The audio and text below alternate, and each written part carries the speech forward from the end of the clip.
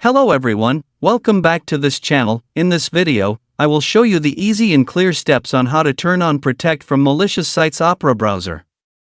So how to turn on Protect from Malicious Sites Opera browser? Make sure you keep watching this video until the end. Let's get started right away. Firstly, just go to Opera browser on your computer or laptop. This is the Opera browser display.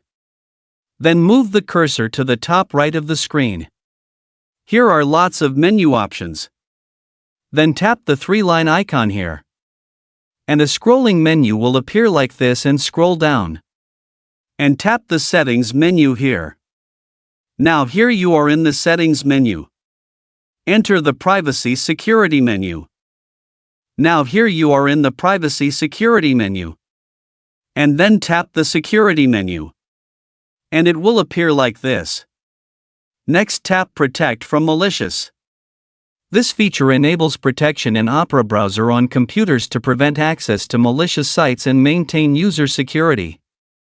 So that's it, the tutorial how to turn on Protect from Malicious Sites Opera browser. Thank you for watching. I hope this video is useful. See you in the next video.